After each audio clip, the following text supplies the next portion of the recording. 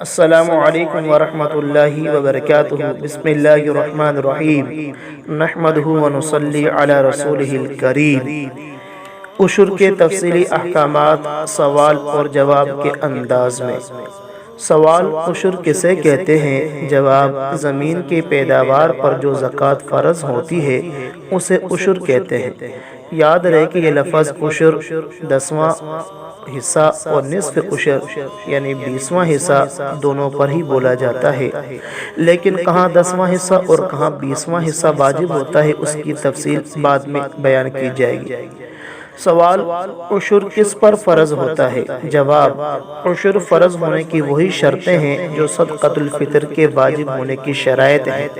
چنانچہ عشر فرض ہونے کے لیے مسلمان اور آزاد ہونا ضروری ہے، جیسا کہ صدقۃ الفطر میں بھی ضروری ہے، اور عاقل اور بالغ ہونا ضروری نہیں ہے، جیسا کہ صدقۃ الفطر میں ضروری نہیں ہے۔ چنانچہ نابالغ اور مجنون کی زمین میں بھی عشر فرض ہوتا ہے، جیسا کہ ان پر صدقۃ الفطر واجب ہوتا ہے۔ عشر فرض ہونے کے لیے حولان حول یعنی سال کا گزرنا شرط نہیں ہے، بلکہ فصل کا ہونا شرط ہے۔ چنانچہ اگر ایک سال میں زمین سے کئی فصلیں حاصل ہوں تب بھی سب پیداوار پر عشر واجب ہوتا ہے۔ سوال: عشر میں نصاب شرط ہے یا نہیں؟ جواب: امام ابو حنیفہ اور رحمہ اللہ کے نزدیک پیداوار کا کوئی بھی نصاب مقرر نہیں ہے جس پر عشر واجب ہو، بلکہ کم ہو یا زیادہ ہو پیداوار، اس پر عشر 10واں یا 20واں حصہ بہرحال واجب ہوتا ہے۔ سوال: کون سی پیداوار پر عشر واجب ہوتا ہے اور کون سی پیداوار پر عشر واجب نہیں ہوتا؟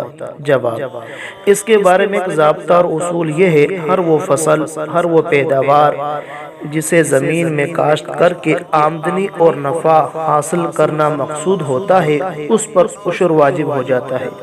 مثال کے طور پر چند فصلیں آپ کے سامنے رکھتا ہوں۔ نمبر 1، ہر قسم کے اناج جیسے گندم، جو، چاول، مکئی، باجرہ، دال، ساگ، پالک، سبزیاں، پھل اور میوہ جات وغیرہ۔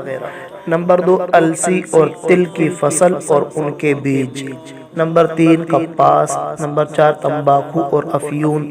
نمبر 5، جانوروں کے چارے کے لیے اگائی جانے والی گھاس جسے برسیم، جوار وغیرہ۔ نمبر 6، بید، چنار، صنوبر، چیڑ، بہار اور وہ درخت جنہیں کاٹ کر بیچا جاتا ہے۔ نمبر 7، وہ بیج جن کی پیداوار مقصود ہوتی ہے، مثلاً سورج مکھی، سرسوں، سویا، السی وغیرہ۔ نمبر 8، وہ پھول جن کی پیداوار سے آمدنی مطلوب اور مقصود ہو، صرف خوبصورتی کی غرض سے نہ اگایا گیا ہو، جیسے گلاب، چنبیلی وغیرہ کی فصلیں۔ نمبر 9، خودرو گھاس جس کی آدمی اس غرض سے دیکھ بھال شروع کر دے کہ اسے بیچ کر آمدنی حاصل کروں گا۔ نمبر 10، پہاڑوں یا جنگلوں یا فارموں سے حاصل ہونے والا شہد۔ یہ وہ فصلیں تھیں جن پر عشر واجب ہوتا ہے۔ اور ہر وہ پیداوار جسے زمین میں کاشت کر کے نفع اور آمدنی حاصل کرنا مقصود نہیں ہوتا اس پر عشر بھی واجب نہیں ہوتا۔ مثال کے طور پر چند فصلوں کا بیان رکھتا ہوں آپ کے سامنے۔ نمبر 1، بھوسا اور سوکھی چری جس سے اناج حاصل کر لیا گیا ہو، البتہ اگر دانہ پڑنے سے پہلے کاٹ لیا جائے تو عشر واجب ہو جاتا ہے۔ نمبر 2، وہ بیج جو زراعت میں خود مقصود نہیں ہوتے، جیسے تربوز، خربوزہ، کھیرا، ککڑی کے بیج وغیرہ، کیونکہ ان میں پھل مقصود ہوتا ہے، بیج مقصود نہیں ہوتا۔ نمبر 3، ایندھن کی لکڑیاں، کپاس کی چنائی کے بعد چھڑیاں، گھاس، جھاؤ اور کھجور کے پتے، جبکہ ان کی دیکھ بھال نہ کی جاتی ہو اور ان کو فروخت بھی نہ کیا جاتا ہو۔ نمبر 4، درختوں سے حاصل ہونے والی گوند اور رال۔ یہ وہ فصلیں ہیں جن پر عشر واجب نہیں ہوتا، لیکن اگر کوئی شخص اس قسم کی فصل کو بھی آمدنی اور نفع حاصل کرنے کی غرض سے کاشت کرے تو اس پر عشر واجب ہو جاتا ہے۔ سوال، عشر نکالتے وقت کون سے اخراجات منہا کیے جائیں گے؟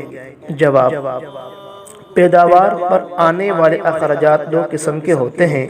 نمبر ایک، بعض وہ اخراجات جو فصل حاصل ہونے تک آتے ہیں، جیسے بیج کا خرچہ، پانی نہری ہو یا ٹیوب ویل کا، کھاد، اسپرے، کٹائی، تھریشر وغیرہ کے اخراجات۔ نمبر دو، پیداوار حاصل ہونے کے بعد منڈی تک لے جانے کے لیے ٹرک وغیرہ کا کرایہ، گودام کا کرایہ، حفاظت کے لیے معمول، چوکیدار وغیرہ کا خرچہ۔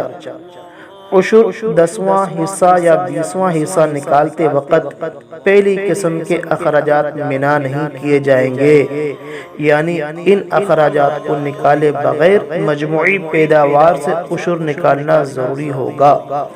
البتہ دوسری قسم کے اخراجات نکال کر باقی پیداوار کا عشر نکالا جا سکتا ہے۔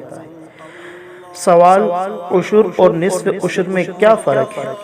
جواب، ایسی زمین جو بارانی ہو، بارش کے پانی سے فصلیں اگتی ہوں، پانی خریدنے کی مشقت نہ ہو، تو اس سے حاصل ہونے والی پیداوار میں عشر یعنی 10واں حصہ واجب ہوتا ہے، یعنی جو فری اور مفت میں پانی ملا ہو۔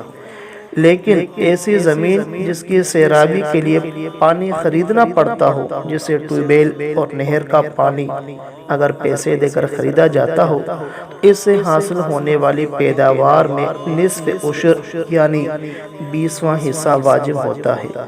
امید کرتا ہوں اتنی وضاحت آپ کے لیے کافی ہوگی۔ جزاکم اللہ خیرا۔